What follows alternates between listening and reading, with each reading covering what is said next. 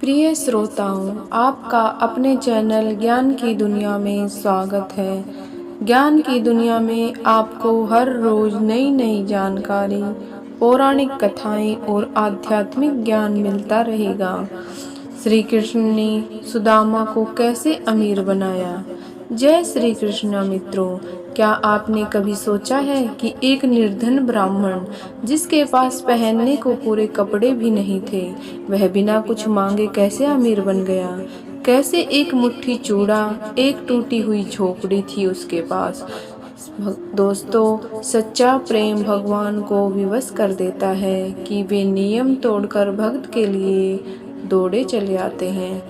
यह कोई साधारण कहानी नहीं है, यह उस दिव्य मित्रता की कथा है जो आज भी समय को झकझोर देती है।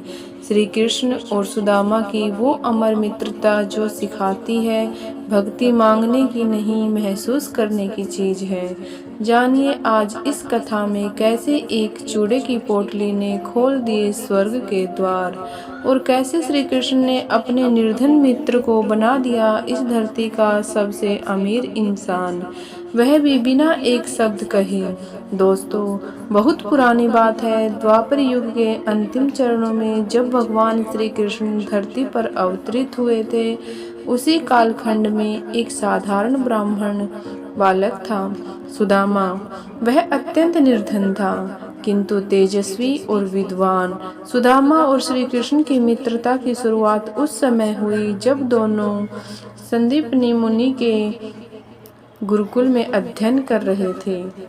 कृष्ण यद्यपि यदुवंशी राजकुमार थे, लेकिन उनका व्यवहार अत्यंत सहज और विनम्र था।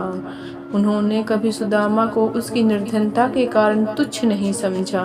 दोनों मिलकर लकड़ियां काटते, जल भरते और आश्रम के अन्य कार्य करते। एक दिन गुरु ने उन्हें वन में लकड़ियां लाने भेजा। वर्षा के मौसम में अचानक भारी बारिश होने लगी। दोनों मित्र एक वृक्ष के नीचे शरण लेने लगे।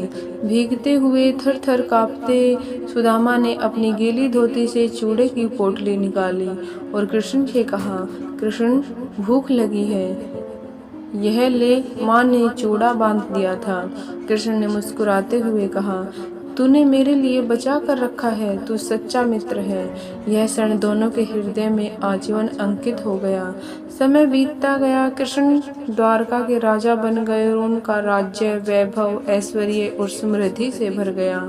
दूसरी ओर सुदामा का जीवन विपरीत दिशा में चला गया। वह अत्यंत निर्धन हो गया। उसका परिवार भूख और तन्हाली में जी रहा था। फटे पुराने वस्त्र, टूटी हुई झोपड़ी और दिन भर का उपवास, यही उसकी दिनचर्या बन गई थी। सुदामा की पत्नी एक अत्यंत पतिव्रता और धैर्यशालिनी स्त्री दिन रात इस आशा में जीती थी कि एक दिन कोई चमत्कार होगा। एक दिन उसने सुदामा से कहा, स्वामी, आपने बताया था ना कि आप भगवान श्री कृष्ण के बचपन के सखा हैं। अब तो वह द्वारका के राजा हैं, आप उनसे मिलने जाइए ना, उन्हें हमारी दशा बताइए, शायद कोई मदद हो जाए। सुदामा ने उत्तर दिया, मैं उनसे कुछ मांग नहीं सकता, हमारी मित्रता लोभ रहित थी, मैं सिर्फ मिलने जा सकता हूँ।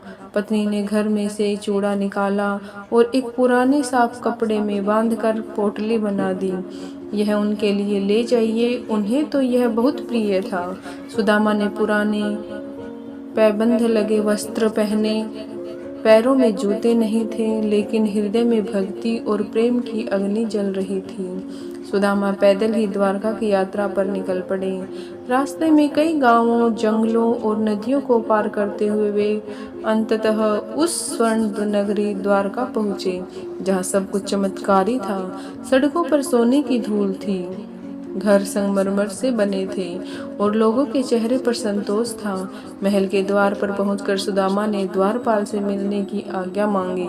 द्वारपाल ने उपहास से देखा, एक दुबला पतला मैले वस्त्रों वाला ब्राह्मण, और कहा, राजा श्री कृष्ण के पास मिलने का समय नहीं है।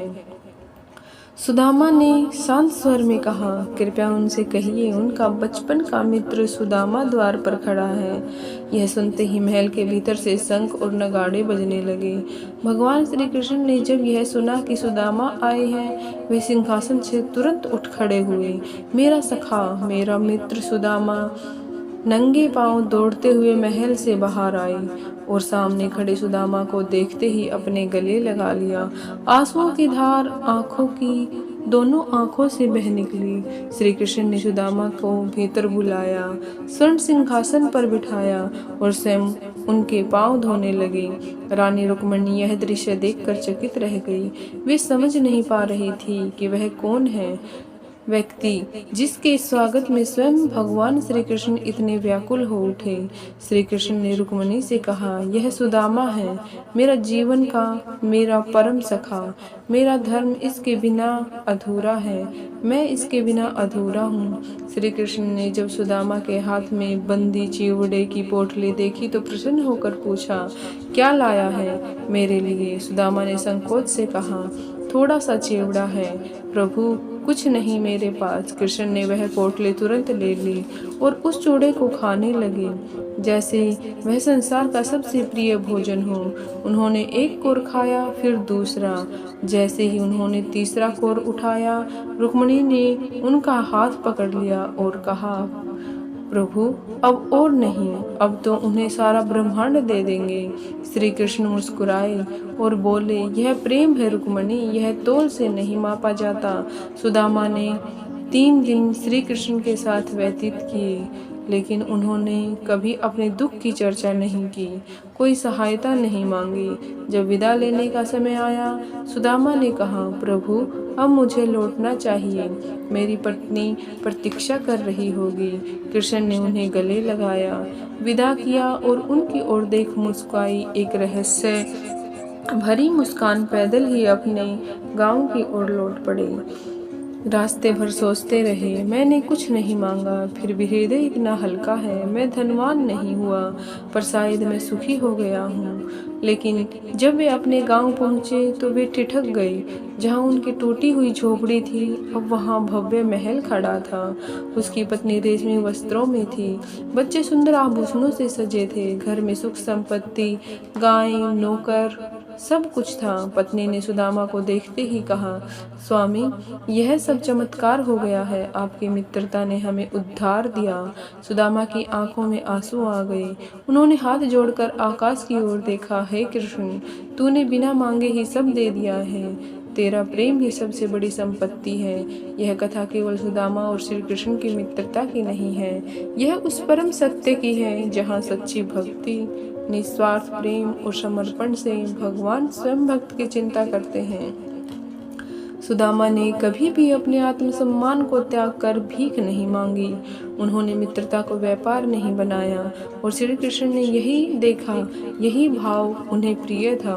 हम सबके भीतर भी हम एक सुदामा है जो संकट में भी श्रद्धा नहीं छोड़ता, और एक श्री कृष्ण जो चुपचाप हमारे प्रेम की परीक्षा लेता है।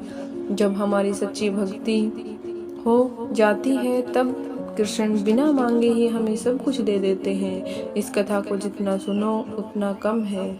यह केवल एक प्रसंग नहीं बल्कि एक जीवंत सत्य है कि प्रेम, मित्रता और भक्ति यदि निष्कलंक हो तो भगवान भी नियमों को तोड़कर भक्त के पास दौड़े चले आते हैं। आज भी जब कोई भक्त सच्चे प्रेम से कृष्ण को याद करता है तो वह सुदामा के ही मार्ग पर चलता है, जहाँ एक चूड़ा प्रभु को अमूल्य लगता है और एक टूटी हुई झोपड़ी स्वर्ण महल में बदल जाती है। मित्रों, सुदामा ने श्री कृष्ण से कुछ नहीं मांगा और कृष्ण ने सब कुछ दे दिया, क्योंकि जब प्रेम सच्चा हो, भक्ति निष्कलंक हो तो भगवान को बुलाना नहीं पड़ता, वे स्वयं दौड़े चले आते हैं। इस कथा में महल नहीं, एक टूटी पोटली, टूटी झोपड़ी की शक्ति है। इसमें धन की नहीं, विश्वास का चमत्कार है, और यही है श्री कृष्ण और सुदामा की अमर मित्रता का रहस्य। अगर आज भी कोई सच्चे मन से कृष्ण को पुकारे तो यकीन मानिए वह दौड़े चले आते हैं, जैसे वे सुदामा के लिए आए थे।